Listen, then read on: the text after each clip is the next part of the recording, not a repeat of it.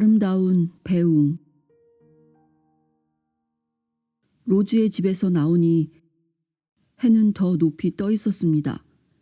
로즈는 현관까지 나오더니 알루미늄으로 된 문틀을 보행기로 받쳐 열린 상태로 두고는 우리를 배웅했습니다. 잘 지내요, 로즈? 어머니가 말했습니다. 고마워요. 로즈가 말했습니다. 곧 또 봅시다. 물론이죠. 어머니는 로즈의 뺨에 입을 맞추었습니다. 어머니는 정말 솜씨가 좋더군요. 로즈의 머리가 워낙 손질이 잘 돼서 우리가 왔을 때보다 몇 년이나 젊어 보였습니다. 예뻐지셨어요. 내가 말했습니다. 고맙다, 찰리. 오늘은 특별한 날이거든. 로즈가 보행기 손잡이를 고쳐 잡았습니다. 무슨 날인데요? 남편을 보러 가는 길이야. 남편이 어디 있느냐고는 묻진 않았습니다. 왜냐하면 요양원이나 병원에 있을 수도 있으니까요. 그래서 나는 그냥 아, 그래요? 좋겠네요. 라고만 했습니다. 로즈가 부드럽게 말했습니다. 어머니는 코트에 붙은 실밥을 떼어냈습니다. 그리고 나를 바라보며 미소 지었습니다. 로즈는 뒷걸음질로 물러났고 문이 닫혔습니다. 어머니가 내 팔에 매달린 채 우리는 조심스럽게 계단을 내려왔습니다. 보도까지 내려오자 어머니는 왼쪽으로 손짓을 했고 우리는 방향을 틀었습니다. 해는 거의 머리 위까지 와 있었습니다. 점심 먹을래, 찰리? 어머니가 말했습니다. 나는 웃음이 터져 나올 뻔했습니다. 왜 그래? 어머니가 말했습니다. 아무것도 아니에요. 좋아요. 어머니와 점심을 먹는 것도 다른 어느 것만큼이나 현실감이 느껴졌습니다. 한잠 자니 괜찮니? 나는 어깨를 으쓱하며 대답했습니다. 그런 것 같아요. 어머니는 다정하게 내 손등을 톡톡 쳤습니다. 죽어가고 있어. 알지? 누구요? 로즈? 그럴 리가. 괜찮아 보이던데. 어머니는 해를 힐끗 올려다 보았습니다. 오늘 밤에 죽을 거야. 오늘 밤에? 남편 만나러 간다고 하던데? 맞아. 나는 걸음을 멈추었습니다. 어머니, 그걸 어떻게 알아요? 어머니는 미소를 지었습니다.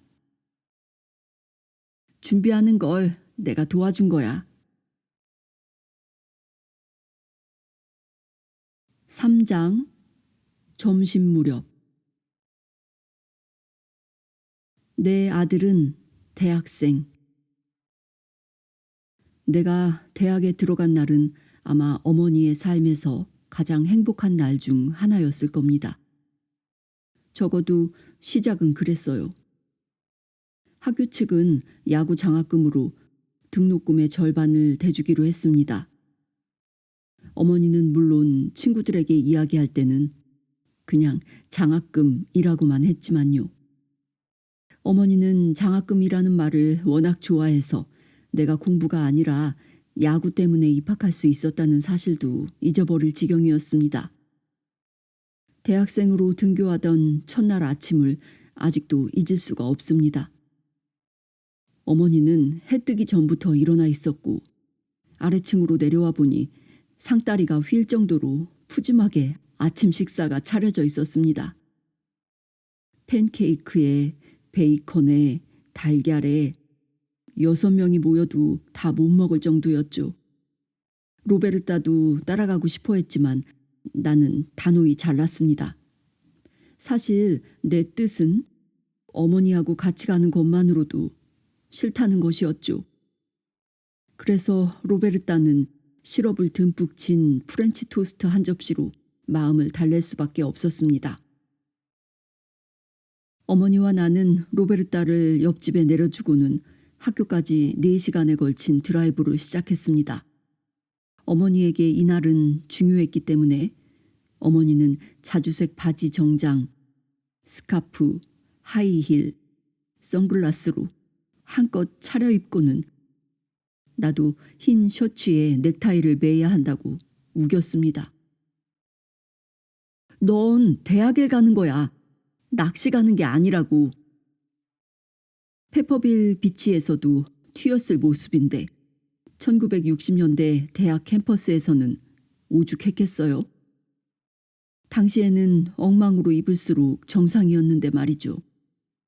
드디어 학교에 도착해서 15회 스테이션 외건에서 내리자마자 우리는 샌들을 신고 넓게 퍼지는 페전트 스커트를 입은 여학생들, 그리고 탱크탑에 반바지를 걸치고 머리는 귀 밑까지 늘어뜨린 남학생들에게 둘러싸였습니다. 그 한가운데에 넥타이를 맨 나와 자주색 바지 정장을 입은 어머니가 서 있었으니 나로서는 어머니가 내 얼굴에 우스꽝스러운 빛이라도 비추는 듯한 느낌이었습니다. 어머니는 도서관이 어딘지 알고 싶어 했고 지나가는 사람에게 물어 방향을 알아냈습니다. 찰리, 저 책들 좀 봐라. 1층에 들어서자마자 어머니는 이렇게 탄성을 질렀습니다. 4년 내내 책만 읽어도 자국도 안 남겠다. 가는 데마다 어머니는 손가락으로 가리키며 감탄했습니다. 저 열람석 좀 봐. 저기서 공부하면 되겠다. 그리고는 저긴 카페테리아가 있네. 밥은 저기서 먹으면 되겠다. 어머니가 곧 떠날 것을 알고 있었기 때문에 나는 그냥 참았습니다.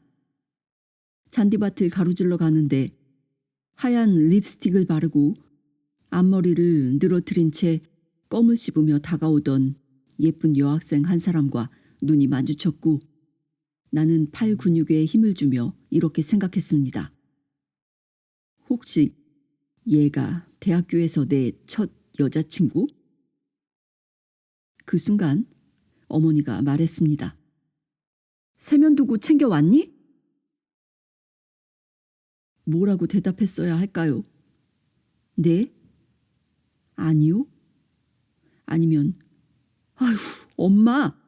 라고 해야 했을까요? 다 틀린 답이죠. 여자애는 우리 곁을 지나치며 푹 하고 웃음을 터뜨렸지만 아마 내 상상이었는지도 모르겠습니다. 어쨌거나 그녀의 세계에서 우리는 존재하지 않는 사람들이었습니다. 여자애는 나무 밑에 널브러져 있는 수염난 남자애들 2명을 향해 미끄러지듯 다가가더니 그중 한 명의 입술에 키스를 하고는 2 사람 옆에 벌렁 누웠습니다. 나는 세면도구를 묻는 어머니와 함께 서 있었고요. 1시간 뒤 나는 기숙사 건물 계단으로 트렁크를 끌어올리고 있었습니다. 어머니는 내가 페퍼빌 카운티 야구대회를 홈런으로 주름잡던 행운의 배트 2개를 들고 있었고요. 자, 배트 내가 들게요. 이렇게 말하며 나는 손을 내밀었습니다.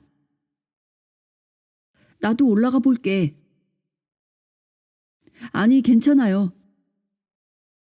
그래도 네 방을 보고 싶어. 엄마! 왜? 제발. 제발 뭐? 알잖아. 이러지 마. 어머니 마음을 상하지 않게 할 말이 생각나지 않아 그저 나는 손만 쭉 뻗었습니다. 어머니의 얼굴에 실망하는 표정이 떠올랐습니다. 그때 나는 어머니보다 15cm나 더 컸습니다. 어머니는 배트를 넘겨주었고 나는 배트 2개를 트렁크 위에 올려놓았습니다. 찰리! 어머니가 말했습니다. 어머니의 목소리는 좀 더 부드러웠으며 좀 다르게 들리기도 했습니다. 엄마한테 뽀뽀해줘.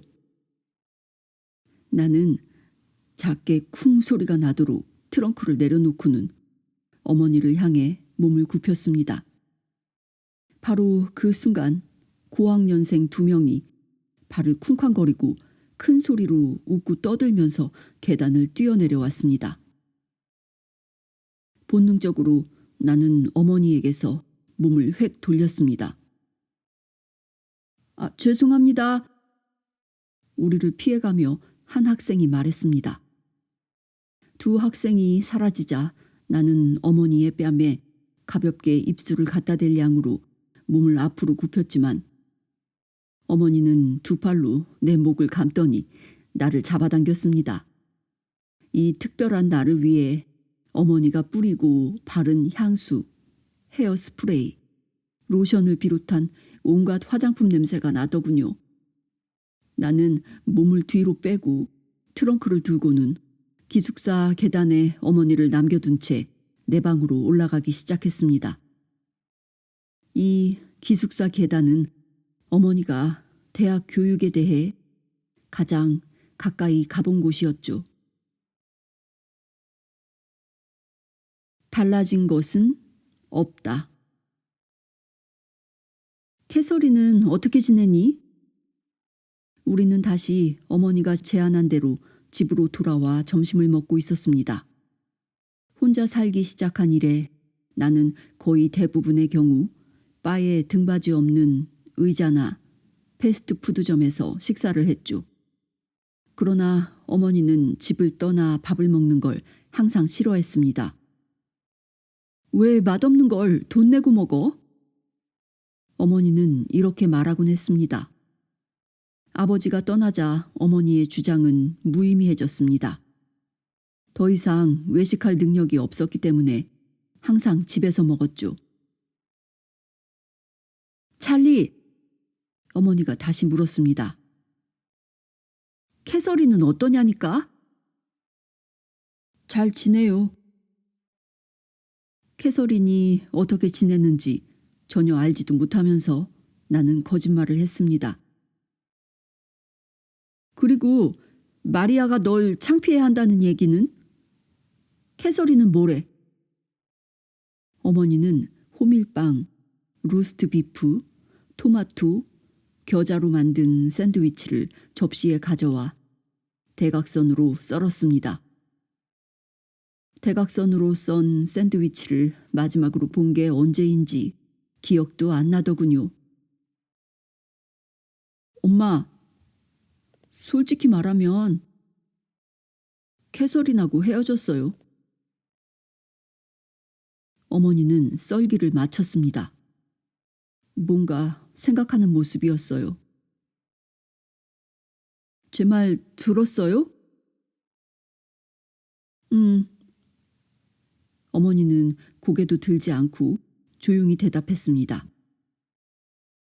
그래, 찰리, 들었어. 캐서린 잘못이 아니에요. 내 잘못이지. 한동안 형편없이 굴었거든요.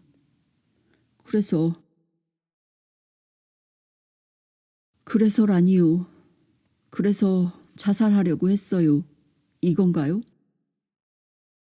어머니는 샌드위치 접시를 내 앞에 놓았습니다. 엄마! 내 목소리가 갈라졌습니다. 우린 엄마를 파묻었어요. 벌써 오래됐다고요. 나는 삼각형이 된 샌드위치만 바라보며 속삭였습니다. 모든 게 달라졌다고요. 어머니는 팔을 뻗어 손으로 내 뺨을 감쌌습니다. 그러더니 통증이 온몸으로 지나가기라도 하듯 얼굴을 찌푸리더군요. 실수는 만회할 수 있어. 어머니가 말했습니다.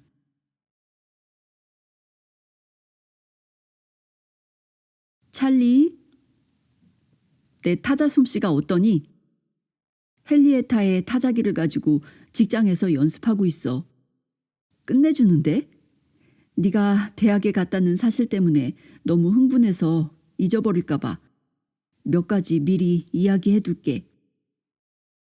찰리, 우선 나는 네가 너무 자랑스럽다. 우리 집안에서 대학을 간 건 네가 처음이잖니. 찰리, 거기 사람들에게 잘해줘. 선생님들께도 잘하고. 요즘 대학생들은 선생의 이름만 부르기도 한다더라만 그래도 넌 항상 존칭을 붙여서 부르도록 해. 이름만 부르는 건 옳지 않아. 그리고 데이트하는 여학생들에게도 잘해주고. 연애에 대해서 엄마가 충고랍시고 이러쿵저러쿵 하는 거 싫어하는 줄 알지만 여학생들이 네가 잘생겼으니 좋아한다고 해서 그게 못되게 굴어도 된다는 뜻은 아니란다. 잘해줘. 그리고 항상 잠을 충분히 자. 미용실에 오는 사람 중에 조 씨라고 있는데 그 여자 아들은 강의 중에 껄핏하면 좋은데 그런 식으로 선생님들을 모욕하지 마라. 어딘가 가게에서 일하지 않고 선생님들에게 배울 수 있다니 얼마나 행운이니. 엄마는 매일 널 사랑해. 이제부턴 매일 내가 보고 싶겠구나. 엄마가.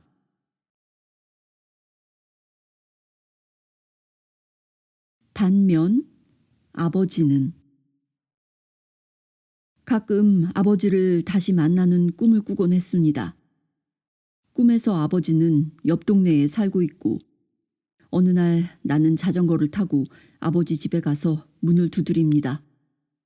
그러면 아버지는 문을 열고 나를 맞으며 다 당신 잘못이라고 말합니다. 그리고 아버지는 나를 자전거 앞에 태우고 힘차게 페달을 밟아 집으로 돌아오고 어머니는 뛰어나오며 기쁨의 눈물을 흘립니다. 사람의 마음이 엄청난 환상을 엮어낼 수 있다는 사실은 놀랍습니다. 현실에서 나는 아버지가 어디 사는지도 몰랐고 결국 찾아내지도 못했습니다. 방과 후에 주류 판매소에 가보곤 했지만 아버진 거기 없었습니다. 아버지 친구 마티가 가게를 운영하고 있었고 마티 아저씨는 아버지가 콜링스 우드라는 곳에 연 새 술가게에 매달려 있다고 했습니다. 콜링스 우드는 차로 1시간 걸리는 곳이었지만 당시 어린 나에게는 하늘의 달만큼이나 먼 곳이었습니다. 얼마 지나지 않아 나는 가게에 들르는 일을 그만두었습니다.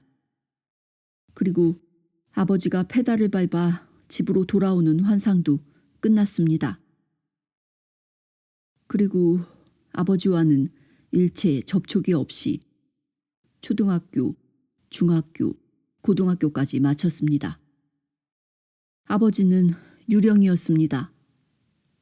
그런데도 나는 아버지를 보곤 했습니다.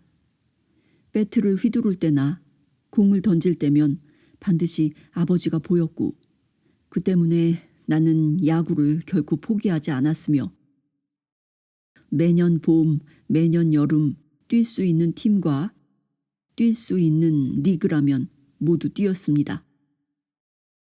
가끔 아버지가 홈플레이트에 서서 내 팔꿈치를 올려주며 타격 자세를 바로잡아주는 상상을 하기도 했습니다. 땅볼을 잡으려고 달려갈 때면 아버지가 자세 낮춰! 낮춰! 하고 외치는 소리가 들리는 듯 했죠. 남자아이라면 항상 아버지를 야구장에서 볼 수 있습니다. 마음속으로는 얼마 지나지 않아 아버지가 야구장에 모습을 나타낼 것이라고 믿었습니다. 그래서 매년 빨간 양말, 회색 바지, 파란색 상의, 노란 모자 등 새로운 팀의 유니폼을 착용하면서 매번 나는 마치 누군가를 만나려고 옷을 입는 기분이었습니다. 나는 어머니가 좋아했던 책의 종이 냄새와 아버지가 좋아했던 야구 글러브의 가죽 냄새 사이를 왔다 갔다 하며 10대를 보냈습니다. 그리고 넓고 강한 어깨를 가진 아버지의 체격을 닮아갔고 키는 아버지보다 5cm나 더 자라버렸습니다. 자라면서 나는 야구가 마치 험한 바다의 뗏목인 양 길을 쓰고 매달렸습니다. 드디어 야구가 아버지를 내 앞에 데려다 줄 때까지 말이죠. 항상 난 그럴 거라고 생각했습니다. 아버지는 8년 만인 1968년 대학에서의 첫 번째 시합에 모습을 드러냈습니다. 홈플레이트 바로 왼쪽, 맨 앞줄. 그러니까 내 타격 자세를 잘 들여다볼 수 있는 자리였죠. 나는 결코 그날을 잊지 못할 겁니다. 바람이 부는 데다 비라도 곧 뿌릴 것처럼 우중충한 오후였습니다. 나는 타석을 향해 걸어갔습니다. 보통 관중석은 보지 않는데 그날은 왠지 시선이 가더군요. 아버지가 거기 있었습니다.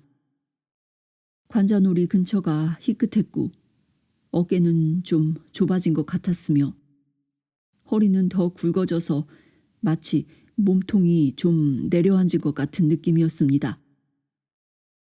아버지의 마음이 무거웠는지 어땠는지는 모르지만 표정은 그렇지 않았습니다. 어쨌든 나는 알아차리지 못했을 것 같습니다.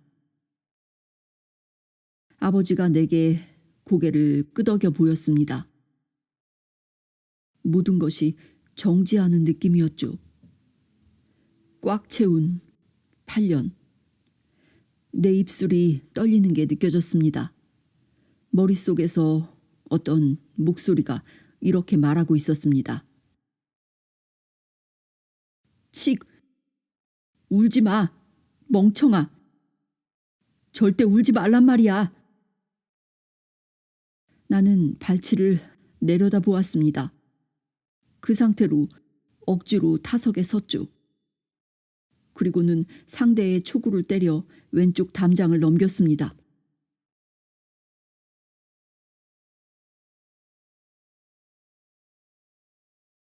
셀마와 함께. 어머니의 다음 고객은 우리가 플랫이라고 부르는 지역에 사는 사람이었습니다. 이 동네 사람들은 대부분 줄지어 다닥다닥 붙은 집에 사는 가난한 사람들이었죠. 차로 가야 한다고 생각했지만 어머니에게 묻기도 전에 초인종이 울렸습니다. 찰리, 문 좀 열어줄래? 접시 하나를 싱크대에 넣으며 어머니가 말했습니다. 망설여지더군요. 문도 열어주고 싶지 않았고 전화도 받기 싫었습니다. 그런데 어머니가 한 번 더 찰리, 문 좀 열어줄래? 하는 바람에 일어서서 문을 향해 천천히 다가갔습니다. 걸으면서 다 괜찮을 거라고 나 스스로에게 말했습니다. 그러나 문 손잡이에 손을 대자마자 눈이 멀 정도로 밝은 빛이 쏟아져 들어오면서 로즈의 집 전화에서 들린 것과 똑같은 남자 목소리가 들려왔습니다. 이번엔 소리를 지르더군요. 찰스 베네토, 잘 들어. 경찰이다. 폭풍이 부는 느낌이더군요. 목소리가 너무 가까워서 손에 잡힐 듯 했습니다. 들리나 찰스? 경찰이라고. 나는 비틀거리며 물러나 손으로 얼굴을 감쌌습니다. 빛은 사라졌습니다. 바람도 멈췄습니다. 가쁘게 몰아쉬는 내 숨소리만 들릴 뿐이었습니다. 재빨리 어머니를 찾았지만 여전히 싱크대 앞에 있었습니다. 내가 겪는 일은 무엇이든 다 내 머릿속에서만 일어나는 일이었죠. 몇 초 후 나는 심호흡을 하고는 눈을 내리깔고 조심스레 손잡이를 돌렸습니다. 경찰관이 문 앞에 있을 거라고 생각하면서요. 왠지 모르지만 나는 그가 젊을 거라고 생각했습니다. 하지만 시선을 들어보니 목걸이 안경을 늘어뜨리고 머리는 산발한 채 담배를 물고 있는 나이든 흑인 여자가 있었습니다. 치카두, 맞아? 그녀가 말했습니다. 세상에, 엄청 컸네. 우리 가족은 그녀를 미스 셀마라고 불렀습니다. 우리 집을 청소해주러 왔었죠. 마르고 어깨가 좁은 체격이었지만 항상 활짝 웃었고 성격이 급했어요. 머리는 불구스름한 오렌지색으로 물들였고 늘 줄담배를 피워댔죠. 엘라베마주에서 태어나고 자란 미스 셀마는 어찌어찌 해서 페퍼빌 비치까지 흘러왔어요. 1950년대 후반엔 우리와 같은 쪽 동네에 있는 집들은 거의 모두 미스 셀마 같은 여자를 고용했거든요. 다들 가정부라고 불렀지만 식모라고 솔직하게 말하는 사람들도 있었습니다. 아버지는 토요일 아침이면 동네 카페테리아 근처에 버스 정류장으로 차를 몰고 가 그녀를 데려왔고 그녀가 퇴근할 땐 접은 지폐들을 뒷주머니에 찔러주었습니다. 마치 아버지도 그녀도 돈을 봐서는 안 된다는 듯 말이죠. 아버지와 내가 하루 종일 야구하러 나간 동안 미스 셀마는 청소를 했습니다. 집에 와보면 내 방은 내 의사와 관계없이 말끔해져 있었습니다. 어머니는 나와 동생에게 그녀를 미스 셀마라고 부르라고 단단히 일렀습니다. 그것도 기억이 나고 미스 셀마가 방금 진공청소기를 돌린 방에는 들어갈 수 없었던 것도 기억이 나는군요. 가끔 그녀가 뒷마당에서 나하고 캐치볼을 한 것, 그리고 나만큼이나 공을 세게 던질 수 있었다는 것도 생각납니다. 게다가 미스 셀마는 우연한 기회에 내 별명까지 지었습니다. 아버지는 나를 항상 척이라고 불렀지만 어머니는 이게 싫어서 척? 꼭 소치는 목동 같잖아 라고 외쳤습니다. 내가 항상 마당에서 집 쪽으로 엄마! 또는 로베르타! 하고 외쳐대자 이것이 듣기 싫었던 셀마는 어느 날 이렇게 말했습니다. 너 그렇게 소리 지를 때 보면 꼭 수탉 같아. 축하드들두. 당시 아직 학교에 들어가지 않은 로베르타는 그 말을 듣더니 이렇게 말했습니다. 치카두들두. 치카두들두. 어찌 된 영문인지 축하가 치카로 바뀐 이 표현이 그대로 굳어졌습니다. 아버지는 미스 셀마의 이런 행동도 마음에 들어하지 않았죠. 포지! 웃음을 온 얼굴에 퍼뜨리며 그녀가 어머니에게 말을 시작했습니다. 포지를 생각하고 있었어요. 고맙네요. 어머니가 말했습니다. 정말이에요. 그러고는 나를 향해 이렇게 말했습니다. 요샌 공을 던져줄 수가 없구나, 치카두. 이렇게 말하며 그녀는 웃었습니다. 너무 늙어서. 우리는 미스 셀마의 차를 탔습니다. 아마 그녀의 차로 플랫으로 가는 모양이었습니다. 어머니가 미스 셀마의 머리를 만져주는 것이 이상하다고 생각됐지만 어머니 생전에 마지막 10년간이 어땠는지 나는 거의 아는 바가 없다는 사실에 생각이 미쳤습니다. 내 인생과 씨름하느라고 정신이 없었으니까요. 차를 타고 가자 처음으로 차창을 통해 사람들이 눈에 들어왔습니다. 회색 턱수염을 한 수척한 노인 한 명이 갈퀴를 들고 차고 쪽으로 걸어가고 있었습니다. 어머니는 그 사람에게 손을 흔들었고 그도 손을 흔들었습니다. 프렌치 바닐라 아이스크림 같은 머리색에 홈웨어를 입고 현관 앞에 앉아있던 여자에게도 어머니는 손을 흔들었고 여자도 손을 흔들었습니다. 좀 달리다 보니 길이 좁아지면서 험해졌습니다. 모퉁이를 돌아 자갈길로 들어서니 양쪽에 지하실로 향하는 문이 달려있고 현관에 지붕을 얹은 칠이 다 벗겨진 2가구 주택이 나타났습니다. 미스 셀마는 기어를 바꾸고 시동을 껐습니다. 이렇게 해서 우리는 집 안으로 들어갔습니다. 벽은 나무로 마감되어 있었고 바닥에는 올리브색 카펫이 깔려 있었습니다. 침대도 기둥이 4개 달린 낡은 것이었죠.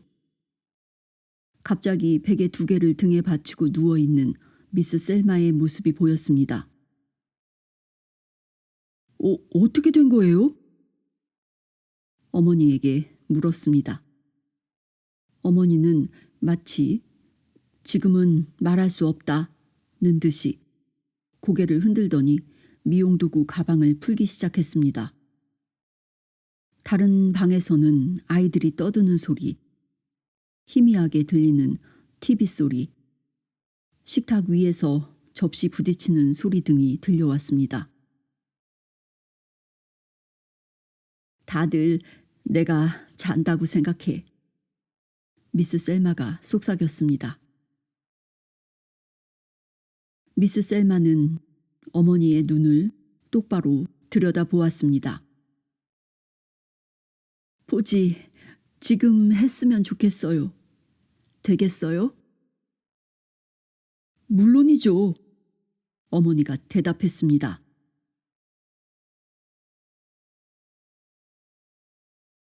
내가 어머니 편을 들어주지 않은 날. 나는 아버지를 만난 사실을 어머니에게 말하지 않는다. 아버지는 다음 시합에도 와서 타석에 나를 향해 고개를 끄덕여 보인다. 이번엔 나도 희미하게나마 고개를 끄덕인다. 이 경기에서 나는 홈런 1와 2루타 2개, 3타수 3안타로 활약한다. 이런 식의 만남은 몇 주째 계속된다. 아버지는 앉아서 경기를 구경한다. 나는 야구공이 마치 농구공인 양 때려댄다. 2개의 홈런을 쳐낸 원정 경기가 끝나자 마침내 아버지가 나를 보기 위해 팀 버스 앞에서 기다린다. 아버지는 파란색 점퍼 안에 흰색 터틀넥을 받쳐 입었다. 나를 보자 아버지는 내가 키가 더 크다는 사실을 부인이라도 하듯 턱을 치켜들어 보인다. 아버지의 첫마디는 이랬다. 내 차로 널 학교에 데려다 줘도 되는지 감독한테 물어봐. 이 순간 나는 무슨 짓이든 할 수 있다. 침을 뱉을 수도 있고 꺼지라고 할 수도 있다. 아버지가 몇 년째 그래왔던 것처럼. 어머니에 대해서 이야기할 수도 있다. 그런데 나는 그저 아버지가 원하는 대로 한다. 감독에게 가서 허락을 받는다. 아버지는 감독의 권위를, 나는 아버지의 권위를 존중한다. 이렇게 모두 남자답게 굴면 세상은 상식대로 굴러가는 것이다.